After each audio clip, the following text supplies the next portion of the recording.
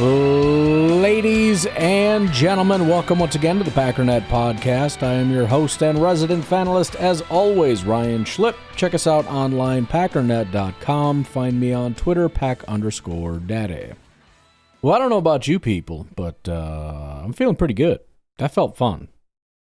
I mean, you know, whether you're a rational person who looks at it and says, this it's preseason and you're just looking for little minor things and, how does so-and-so look or whatever, and you don't really care about the rest. Or if you're full-on psycho mode, everything I see is going to tell me everything I need to know about the Packers for the 2025 season. I feel like either way, you're feeling pretty good.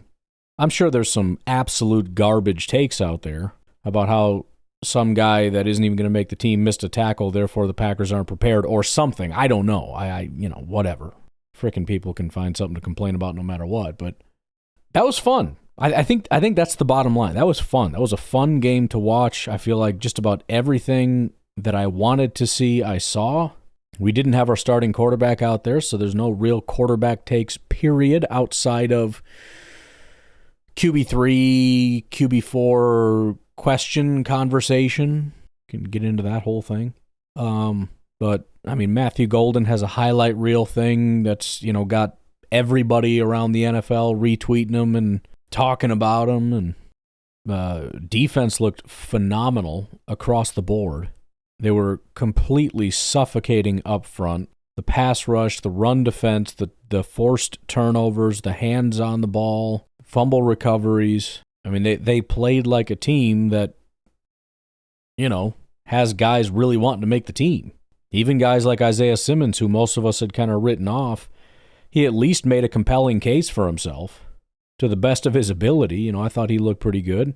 I think the only thing that I could possibly complain about is, one, the penalties crept back. And I feel like this happened last week too. It kind of starts around halftime or after halftime, so it's not really your starters, it's your backups and bubble guys.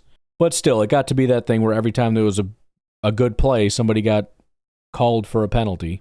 That started creeping back into things, although not enough to actually stop the team, who continued to go down the field and do good things. And then kind of on that same vein, Anthony Belton got another penalty. So, it's kind of similar to the whole injury conversation of, is it a serious epidemic kind of a situation, or is it just some random fluke? He got a couple penalties, but I think it was, the center lined up wrong, and so that's this. And you make all these excuses, and then next week, sure enough, holding number 71, like, okay, here we go. I don't know what to say. Plus, you got the coach screaming at the guy, every single week. He certainly doesn't have a very nuanced take on Anthony Belton's penalty issues. But, if that's the worst case scenario, a bunch of guys that are going to get cut got penalties, and then Belton, who is going to be a backup, and primarily a backup to Zach Tom only, I think. We'll have to see how things shake out, but he hasn't taken hardly any snaps on the interior. So if somebody goes down, I have to think it's going to be, Monk or something that's going to step in there, depending on the Banks situation and if he's back. And if he is back, then we got, Jordan Morgan or whoever. But I think Belton, I'll continue what I've been saying. I think he's doing a lot of good things. I think the positives are very evident, but he's got to iron out some stuff, and he's got a year to do it, because we're not really having a serious conversation about him starting probably until next year. Again, pending injuries and whatnot. But I was beyond impressed. I thought the defense, especially the starters, were just dominant. The backups came out, continued to dominate. I saw somebody say Ballantyne gave up a touchdown. So again, we're talking about a guy that was just brought back to the team like a week ago because of injury and whatnot.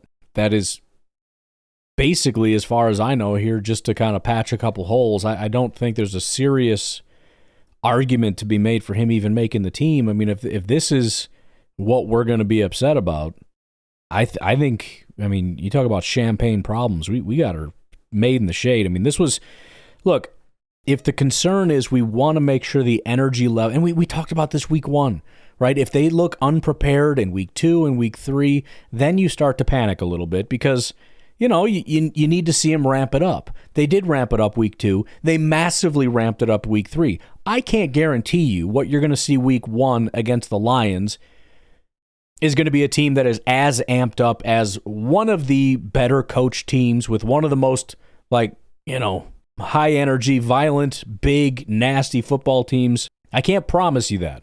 But if you're not happy with the violence and the downhill nature and the aggressiveness and the energy that you saw from this team, particularly on the defense, I don't know what to tell you. So everybody that was pissing and moaning and whining and worrying because of week 1 of the preseason, I sure hope you have a much more, if you kept that same standard, you would now believe the Packers are going to win the Super Bowl, but I'm sure you're not going to do that. At least have a much more calm demeanor. But I'll tell you what, let's rip through some of the statistics real quick. Malik Willis was 3 completions on 6 attempts for 50 yards, a touchdown, and a pick, 78.5 quarterback rating. Threw an early pick, but bounced back with a nice 90-some-odd yard drive, I think, for a touchdown. Elgersma, who did start again ahead of Sean Clifford, was 6 of 8, 33 yards, and a touchdown, 121.4 quarterback rating. Sean Clifford, 6 of 9 for 19 yards, 70.1 quarterback rating. Running backs, Emmanuel Wilson led the team in rushing yards and attempts, at least tied. 8 rushing attempts for 38 yards, 4.8 yard average, 9 yards was his longest. Amar Johnson with the second most carries, 8 carries, 26 yards, 3.3 yards per attempt, 7 yards was his longest. I'm a little surprised by that. He must have had a bunch of really nowhere runs because he had some really nice runs. I mean, I guess if 7 yards is your longest, how nice could it be? But Malik Willis, 2 carries, 19 yards. Don't super care because that's cheating your quarterback. He did look good, though. And those were critical. I think they were both third downs, if I'm not mistaken. I know one of them was. But I give Malik some credit. I'm a little concerned. We saw how good Malik looked when Matt LaFleur built an offense around Malik. But now they're trying to say, you need to start being a quarterback that operates around me, as in Matt LaFleur and my offense.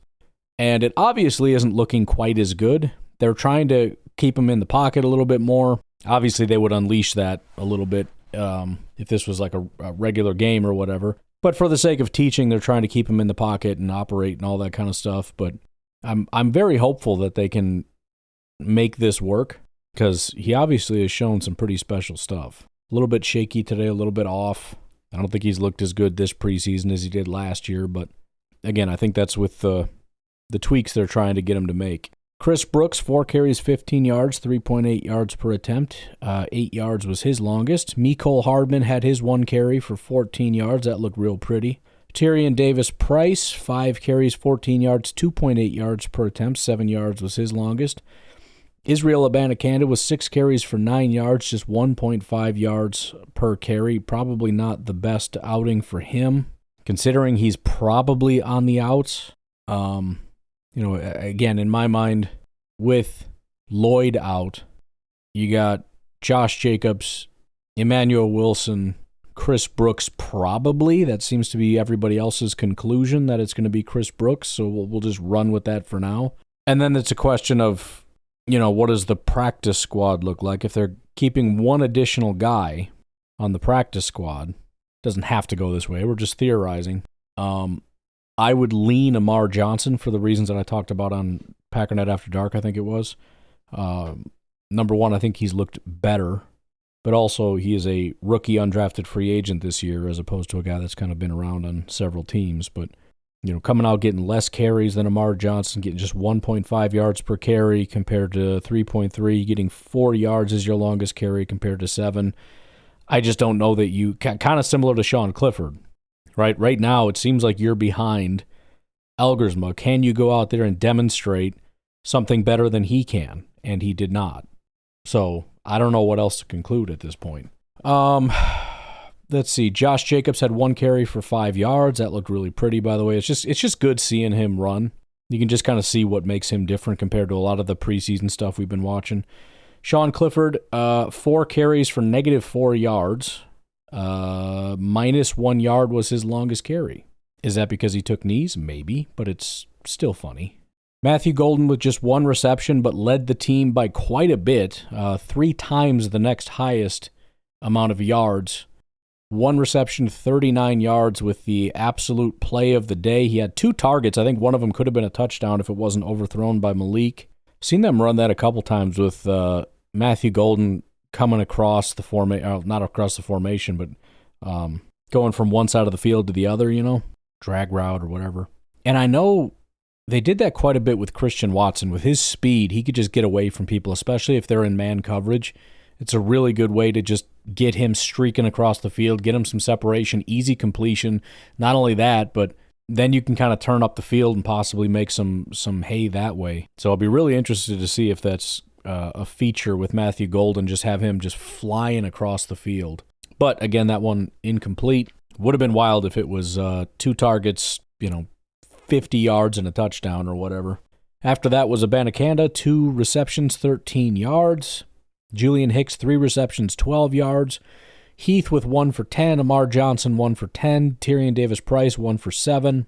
Messiah Swinson, 1 for 4. Mecole Hardman, 1 for 3. Shepard, 1 for 3. Romeo Doubs, 1 target, 1 reception, 1 yard, 1 touchdown.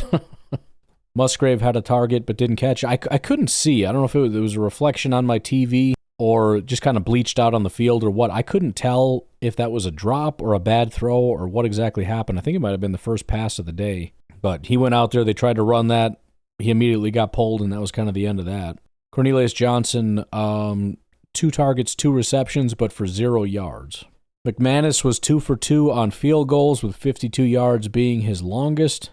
Daniel Whalen, 6 punts, averaging 57.5 yards, 1 of them inside the 20.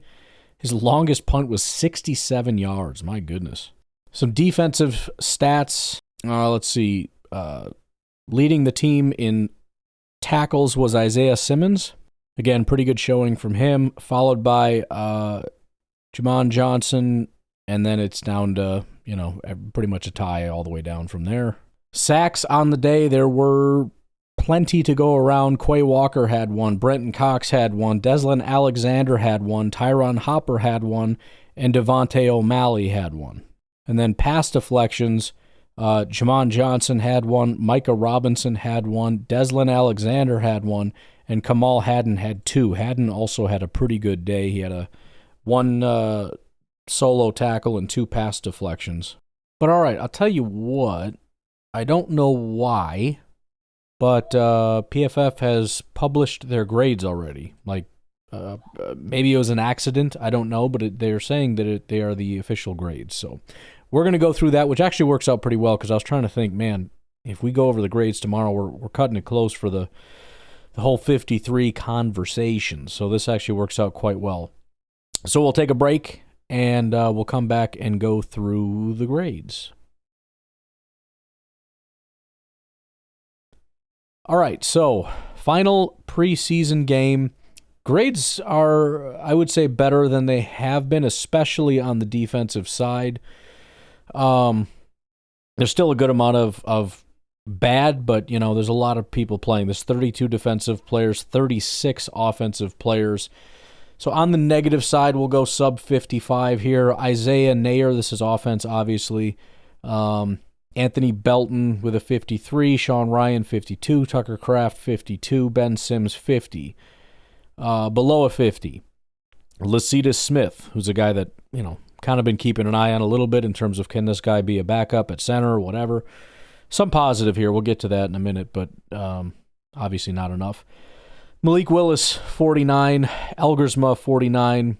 This is the second time they've done that, where they had Elgersma way down here and Sean Clifford much higher, despite the fact that Elgersma, in my opinion, looked significantly better. It's very odd to me. I don't know. Jordan Morgan at 44, which you hate to frickin' see. Abanikanda, second lowest at 42, which again is terrible for him. And then Lumpkin down here at 33. He had a penalty, whatever. He wasn't going to make the team anyways.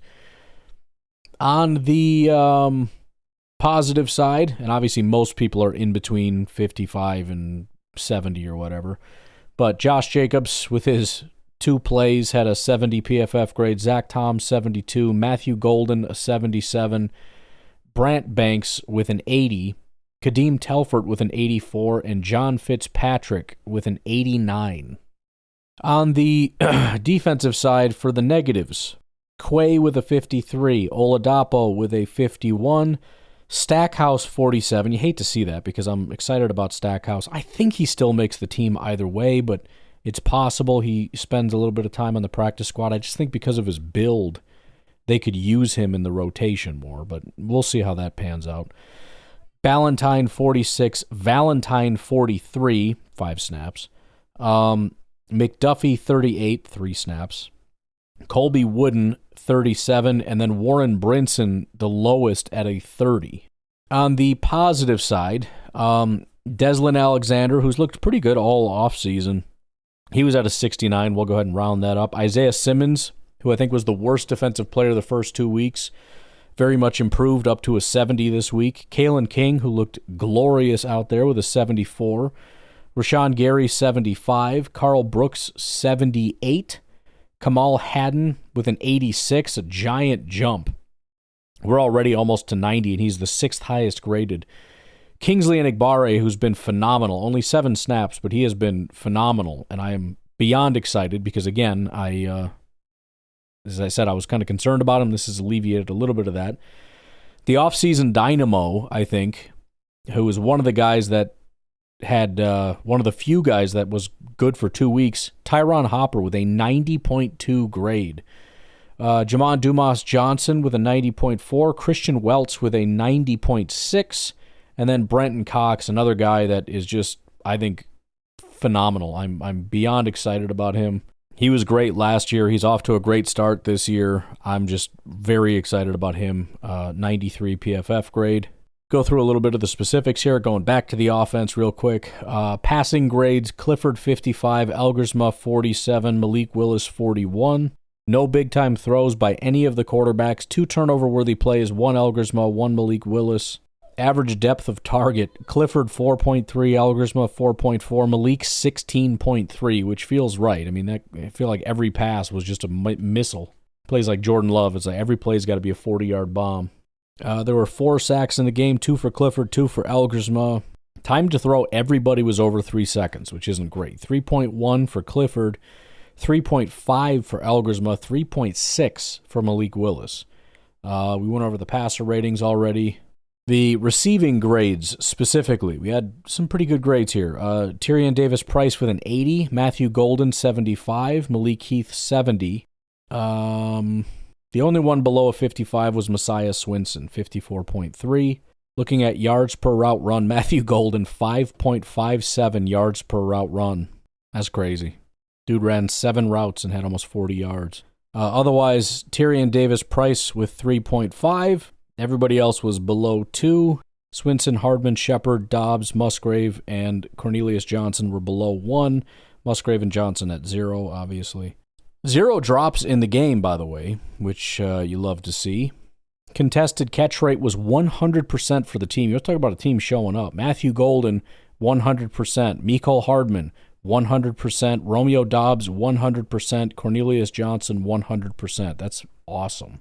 Missed tackles forced. You had Amar Johnson and Julian Hicks with 1 each. First downs, there were 7. Hicks, Heath, Shepard, Golden, Dobbs, Price, and Johnson. Amar Johnson each had 1. Passer rating when targeted, Amar Johnson 104.2, Romeo Dobbs 118.8 were the 2 that were above 100. Looking at the rushing grades, Malik Willis and Sean Clifford were the only 2 in the 70s. Tyrion Davis-Price at 52, Abanikanda at 39 were the 2 bad ones. Everybody else kind of mediocre. We did yards per attempt already. Yards after contact per attempt. Chris Brooks at 3.5. Not surprising. The guy's a bulldozer. Mecole Hardman at 3. Davis-Price at 2.8. Emmanuel Wilson 2.75. Amar Johnson 2.38. And Abanikanda down here at 2.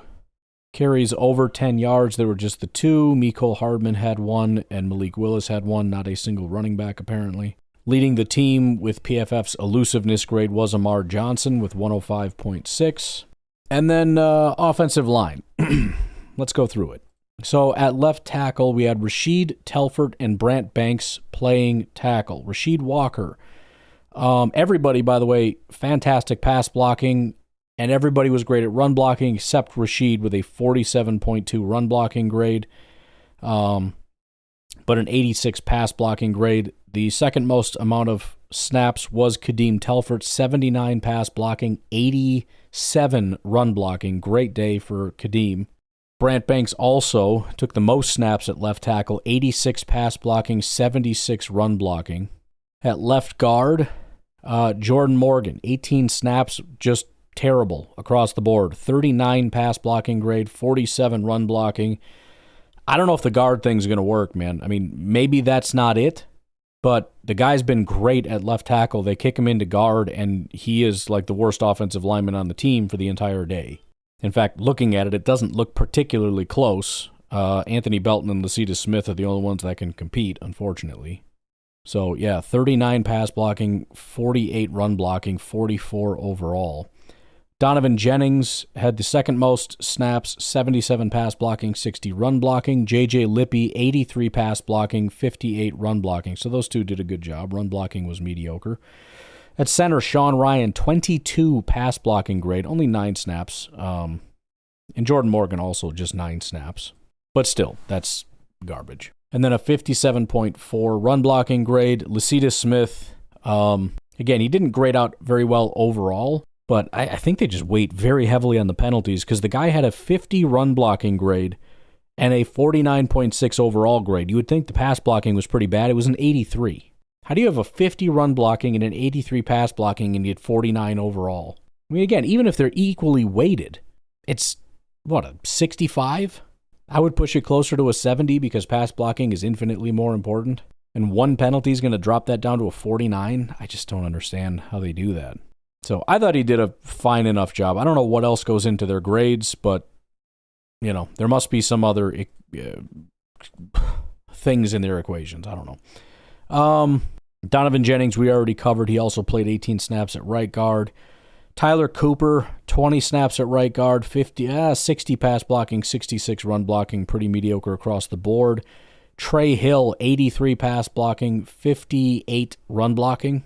So a lot of guys had really good pass blocking days, if nothing else. Kadeem also played 10 snaps at right tackle, but we already talked about him.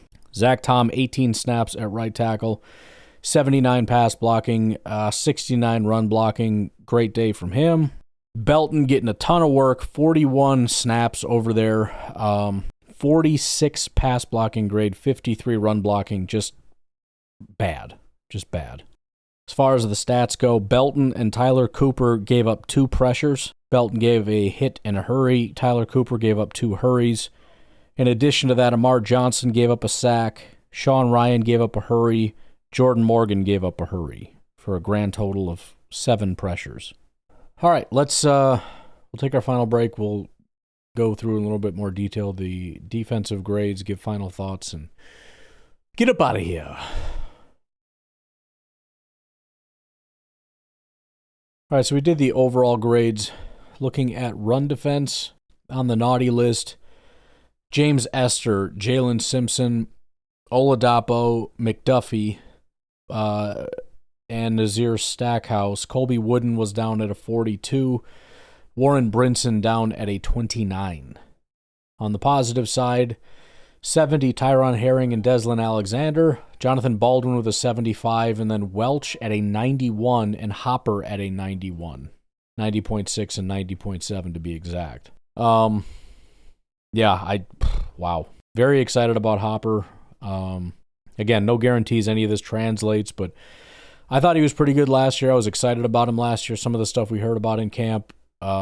He's obviously made some serious strides. He's been probably the best player in the preseason. Not sure how super debatable that is. Let me see if they got his final grades for the preseason up here. Yeah, they don't. So they've only got the first 2 weeks, and he was at an 86 overall.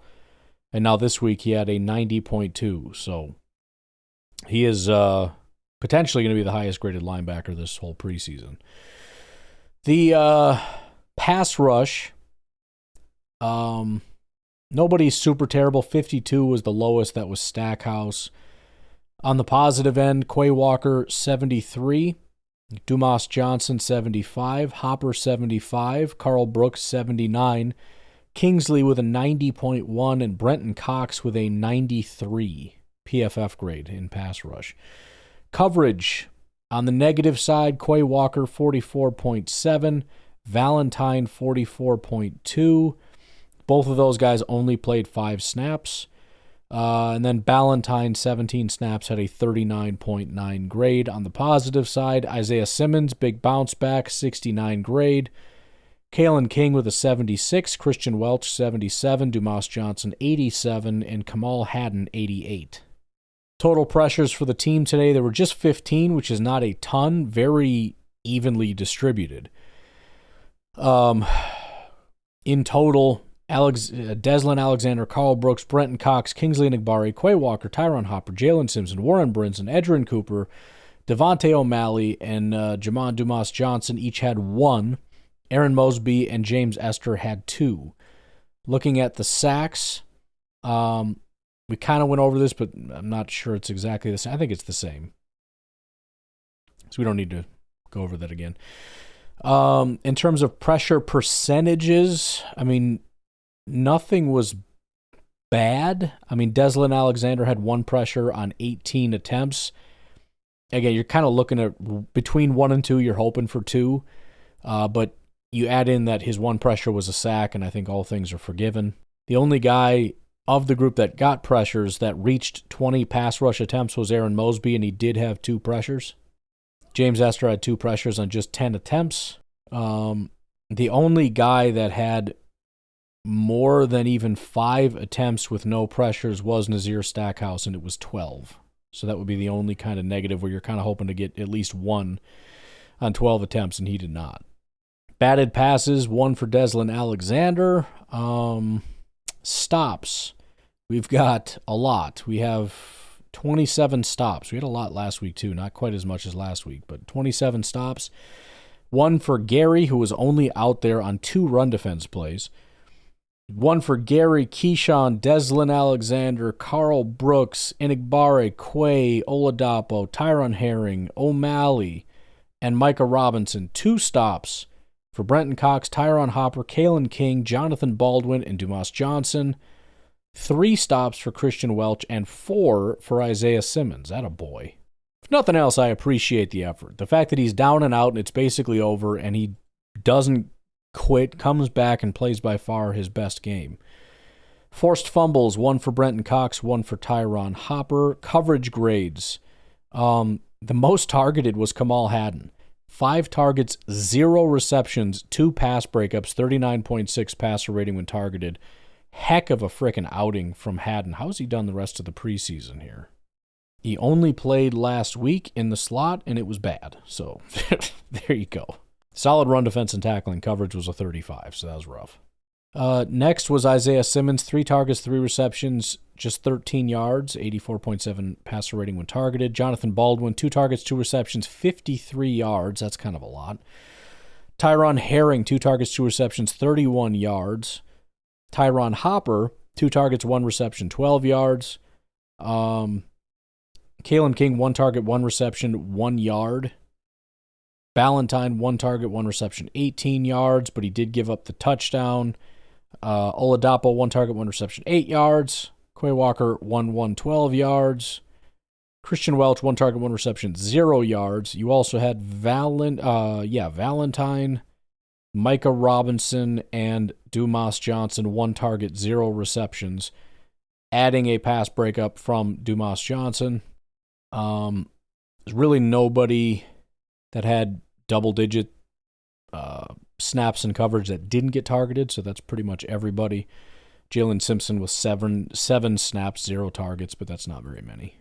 So look, I don't want to overreact, but I think if I had one major takeaway, it would be that the team played like they're ready for the regular season. I'm not going to go so far as to say they're ready for the regular season. I don't know what's going to happen week 1, but they looked ready as far as preparation, as far as being clean. Again, no drops. The penalties were basically non-existent until later on in the game when the starters were off the field. The energy was extremely high. the tenacity of it. I mean, you look at Matthew Golden and the play that he made. You look at Romeo Doubs coming back on the touchdown after the penalty. You look at the hard running. You look at the defense, just the aggression and frickin' getting after it. You add Jordan Love to the equation, presumably, a significantly better quarterback. That looks like a scary football team. Now, again, this is not preseason against the Seahawks. This is regular season, full scheme, full, some hardcore stuff that Detroit is going to unload on us. It's not going to be as easy as the vanilla crap we saw against Seattle. I get all that. But as far as I can tell, everything I wanted to see, I saw. I could not be more excited about Matthew Golden. I'm trying to contain my excitement, but he has not given me any reason to do that. I was watching a video recently. I don't even remember. I know who the guy was. I forget his name, but I don't even know where he works anymore. He was with PFF. He might still be. I don't know. I don't think so. But they were talking about, the problem in Green Bay is all the distribution. That's always been a problem. I mean, when we had Devontae for that period where it was just Devontae, pretty good fantasy football pickup. Prior to that, when we had Jordy and everybody, you never knew where to go with the football. And then, post Devontae, you don't know where to go with the football. You got the tight ends. You got all this different stuff. Man, I really, really believe Matthew Golden is going to be evidently number one. And the biggest reason is that exact play that we saw. And that is, he was not even, I shouldn't say he wasn't open because I don't know. The ball was obviously underthrown. He had to gear down. But the point is, the dude was not open and he caught the ball. And we've seen that before. It's not the first time. I talked about last year how, there's big arguments about was it Jordan's fault or was it the receiver's fault and it was a bad pass. Yeah, but you still need to catch it. I know, but if it was a better pass and we wouldn't even have this conversation. And I kind of ended it by saying, look, maybe we just need to draft somebody that has just better hands and that, it doesn't have to be a perfect ball in order for them to catch it. That's this guy. Now, I don't know what's going to happen if he starts to take off and defenses try to start taking him away. Can he beat that? I don't know. But I think the whole screw it, he's down there somewhere is going to very quickly apply to Matthew Golden. I think the team already knows it. They already see it. I doubt they're going to come out and say it. Jordan's not going to be like, yeah, screw Romeo Doubs, bro. Matthew Golden's my guy. But if they haven't figured it out yet, it's not going to take very long before Matt LaFleur starts saying, we're building the game plan around Matthew Golden.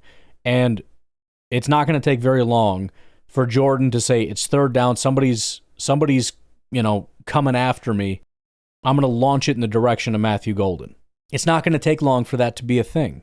And once that takes hold, yeah, you got Dobbs, and he's great in certain situations. And you got Reed, and you got Wicks, and you got Watson. You got all these things. We can do an end around to Mecole if we feel like it, whatever. But I can't help but feel like the gap between Matthew Golden and the next best guy is sizable. Again, I don't know. He might end up busting out in the, but there has been nothing but consistent evidence that this guy is a very good wide receiver. And I am beyond excited for what that can do for this offense that I think just needs that. I think they it just felt like everything was very difficult before. Matt LaFleur had to be perfect with his, scheme. And, if Jordan was having a bad day or if the play calling wasn't great or if they were having, the receivers were having a bad day with the drops or whatever the case may be, we lost the game or it was very close or whatever. It was just everybody had to be perfect all the time. To have a guy like Matthew Golden where it's like, it doesn't have to be perfect. I can lob a bad ball in your general direction and you can bail me out.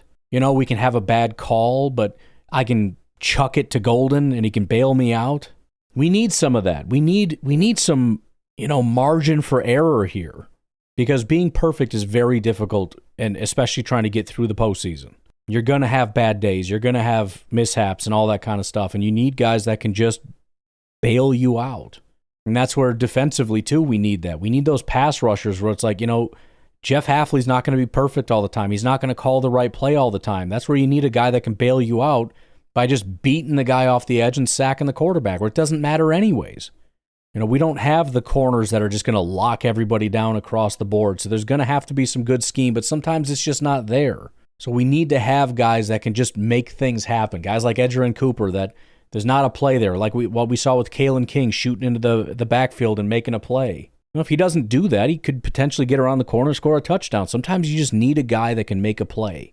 And if you can find those guys that consistently can be that guy to make a play, even if it's a linebacker like Edgerrin Cooper, it makes such a big difference. That's why we need that in the pass rush. Whether that's distributed and it's Rashawn and it's Van Ness and it's, 2 or 3 other guys that maybe they're not super dynamic all the time, but combined, there's always somebody making whatever. I don't care what it is.